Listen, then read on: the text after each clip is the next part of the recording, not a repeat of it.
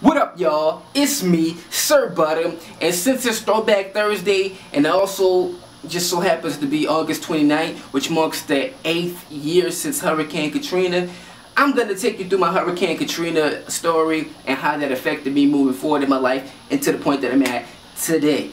And it's also the King of Pop's birthday, so rest in peace to Michael Jackson.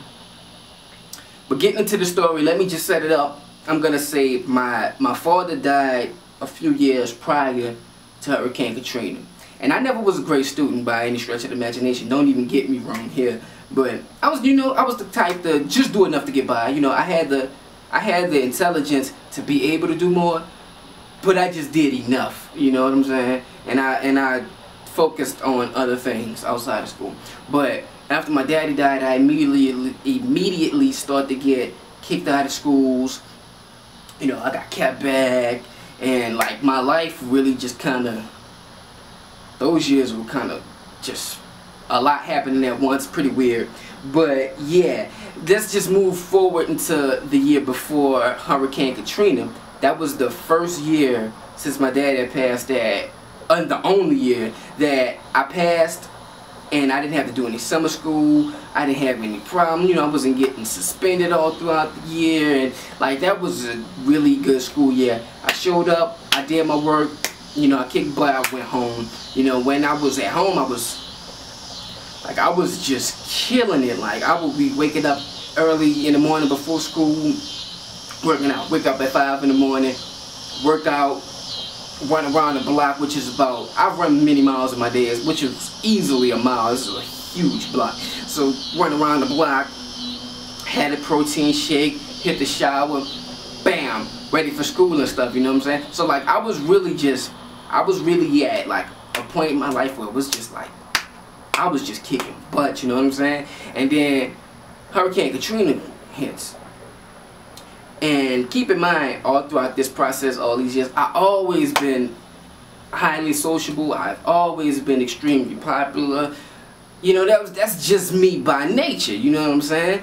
But when that hurricane hit and I just had to move, you're talking about I was popular, I was, on the basketball team and all this stuff. It was like, it was my first year of high school, so it's like, I'm just, you watch high school on TV and it's like Zach Morris and like you grow this idea of what you want your high school experience to be like.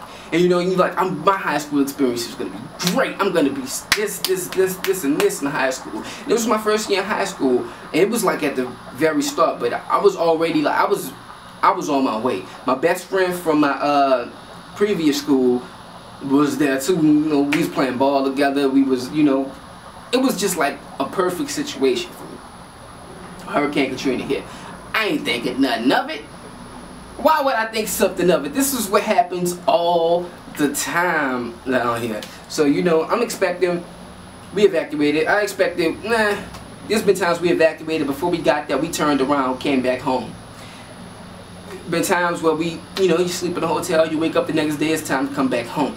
So this is what I'm expecting. Like, we gonna shoot out here, we coming back home. So it's time to pack up and leave. I step into some shoes, take my Game Boy Advance with Pokemon Emerald in there, put that in my pocket, and I took all of my wraps. Took all of my wraps. Didn't take anything else, like no extra clothes, no nothing. Like I'm expecting like we coming back. On the way there, while we there, when we coming back, I'm gonna be writing some raps, play me some Pokemon. That's it. Like I had it all figured out. So sitting there on watching it on the TV, it's like, I'm kind of passing it off at first. Like, man, it ain't gonna be that bad. It's never that bad. Like it's not gonna be that bad. It's never that bad. But then it got to the point where you're seeing it on TV. Like I'm seeing the water cover everything. All you can see is roofs hanging out of water. I'm seeing people on the doorstep of death. I'm seeing they actually showed some dead bodies. Like I'm seeing this. I'm seeing all of my childhood memories. Like I'm seeing the stores caved in and all kind of stuff like that. The ceiling of the stores caved in. I'm seeing this. And I'm like, damn. Like, and then it's like, man, might not be going home for months. Like, we may never go home. So it's like, in my mind, I'm like, damn, like, it don't make sense. I'm wondering, like, my friends and stuff like that. I'm wondering, like, who's still living? Like, you know, like, because this was before cell phones. This was before everybody had cell phones. So this was before social media and all that stuff. It's like, at this point, it's like, you just completely lose connection with these people. Like, it's like, are they okay? I don't know. You know, when am I going to be home? Will I ever be able to go home again? You know what I'm saying? Is this my new life? Is this my new home? So it messes with you to know that when you play hopscotch and stuff like that as a youngster, you know, when you're through the football around, play freeze tag and all that stuff is all gone. And I literally live like 5 minutes away from the levee that broke. You know, when the levees broke.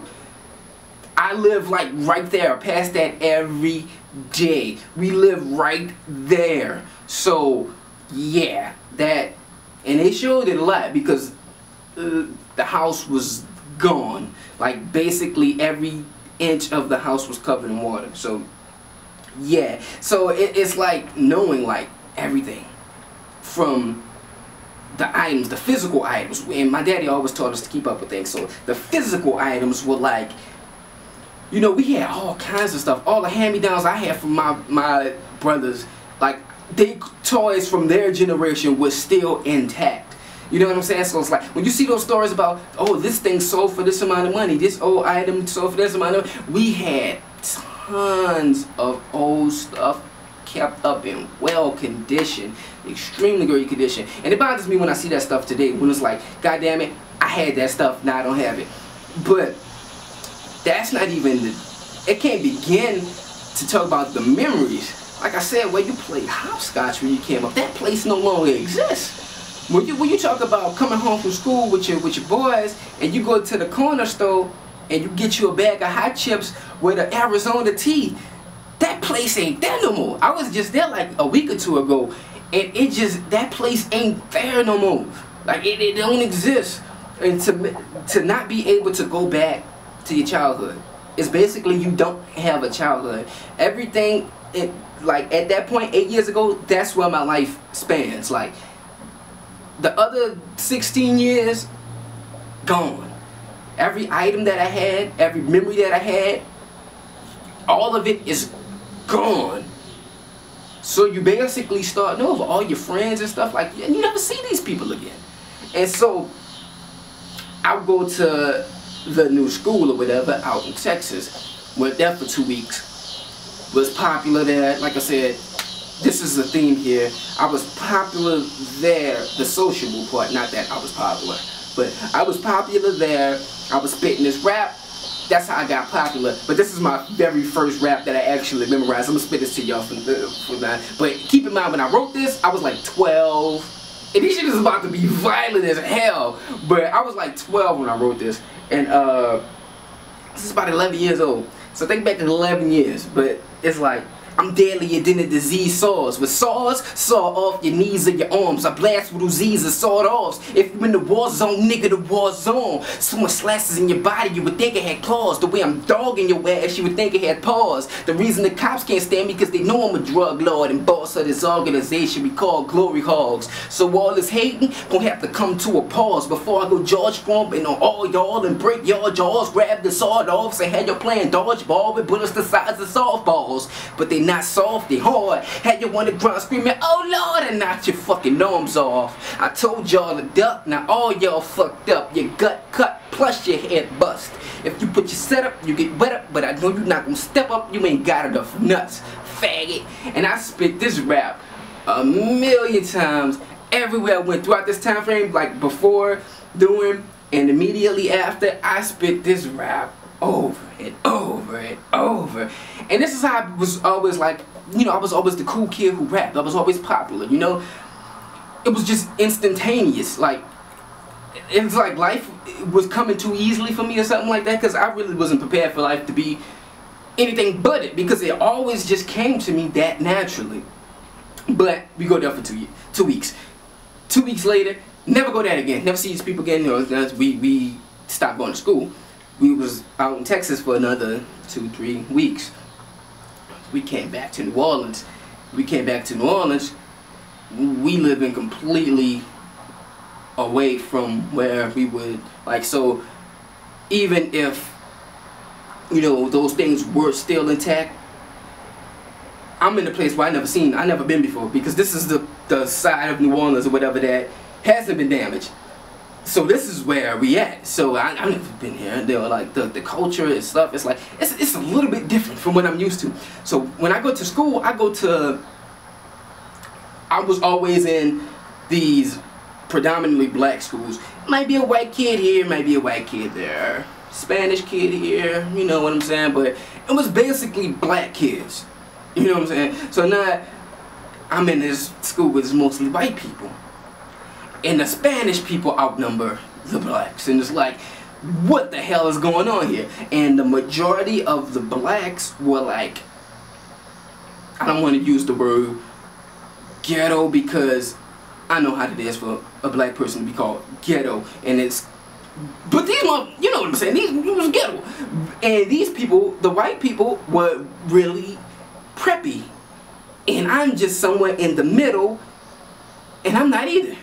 So that was like the first time in my life where I went into a situation, I was plugged in, and it was like, what? Like, the people over on the left side, they looking at me like, what's wrong with this kid? The people on the right side, they looking at me like, look at this kid. And I didn't instantly just fit in, and that was strange. That was strange. For the first time, I didn't know how to approach white people. Like, there's so many white people, I didn't know how to, you know, because I'm speaking with slang and stuff, and I don't look the same. I wasn't brought up the way they were, you know. So it's like, I just don't get it. They don't get me, I don't get them, I don't understand that. But in the black kids, I can't go on. My camera just went off for some odd reason. But like I was saying, I was in that situation and I just didn't get them. I would go over to the black side, same situation. And a lot of these kids were getting kicked out of school because a lot of these kids were ghetto. Like I said, like they were cursing the teachers out in the middle of the class and stuff like that. I ain't never seen that before. And it was like, damn, these niggas are crazy. But yeah, that was happening there. So the black part of it was dwindling down until all the black kids, for the most part, that were still there were preppy. And I was like this one lone, now I was looked at like the ghetto dude, even though I wasn't all the way out there, but I was so far away from them that I was the ghetto kid now because all ghetto kids are gone. So it just led to a strange situation. But when I started rapping that I was like, you know, the popularity came back. But this time it was more of a popularity in the case of, I don't want to say celebrity because I wasn't a celebrity obviously, but it was kind of like that where you're respected for entertaining them. They love what you do as entertainment. But these people don't want to hang out with you. These people aren't your friends. So it's like they don't give a damn about the man. Buttah was the man, but Aaron Williams, nobody cared about him. So it's like, it's odd. It's odd when you show up and I can walk past this person will act like I don't exist. But come lunchtime when I'm spitting, you know, when I'm in that thing, the whole school, literally, the whole school had lunch at the time. And about 90% of the school would just surround and we would rap. And I was the man. I was you know, I was the best rapper there, and I was like, and the whole school would just surround that. I would have girls leaning over my shoulders and stuff like that. And you know, the times when I wasn't there, it was like, man, where Buttah at, man? We missed you, man. The rap was, I mean, lunchtime was weak because you wasn't there. But then when it's like away from lunchtime, you know, when it's like when I'm Aaron Williams again, these people, you know, I don't really fit in with this. What the hell are you doing?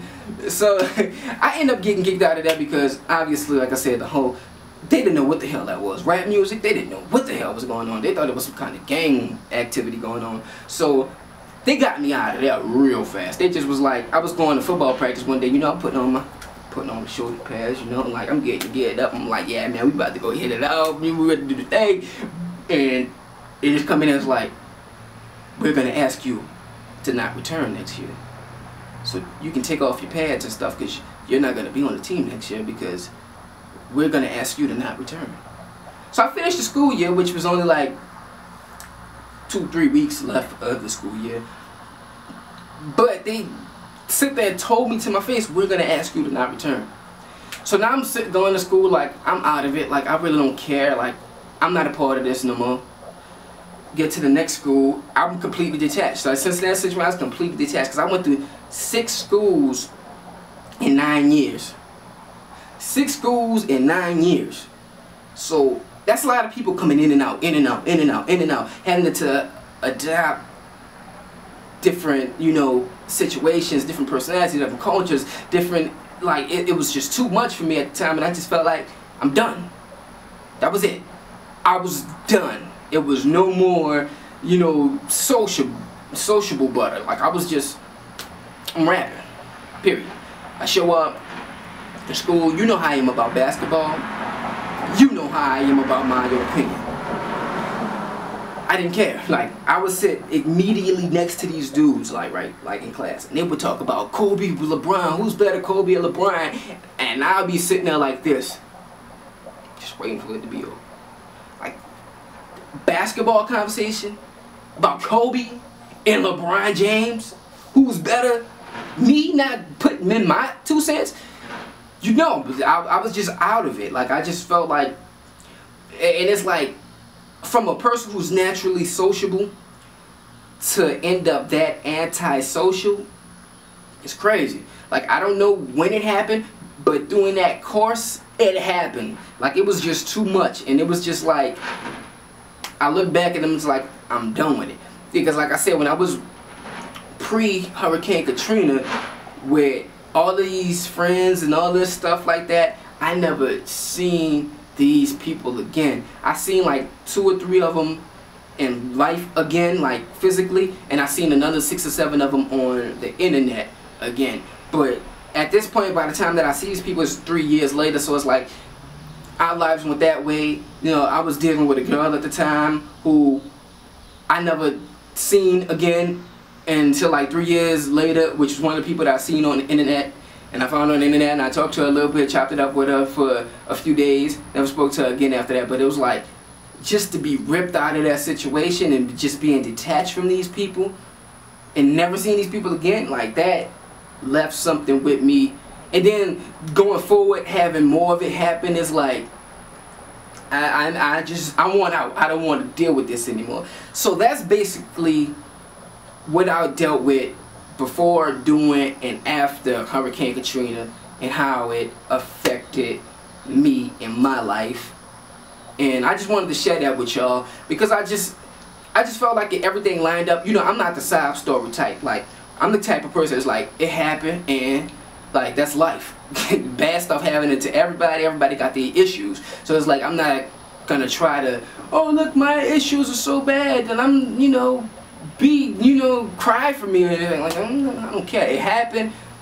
You move on. You know what I'm saying? Like, you deal with it because you still got to conquer the next day. You got to go, you know, like my man E.T. said, he's like, forget your past. You got to make the rest of your life the best of your life.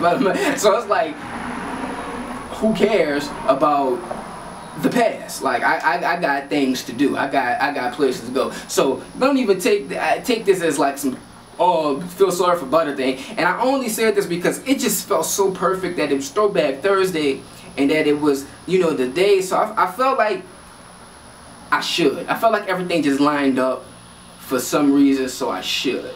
But if you want me to give you the rap again, I'll give you the rap again because I think maybe somebody just don't want to hear my story because they're like, fuck you, nigga, everybody got a story. So I'm going to just go into my rap again. And so you could, I'm going to leave an annotation or whatever so you can just skip here and you can just hear the rap and then you go on about your way. This is my very first rap ever, like 11 to 12 when I wrote this.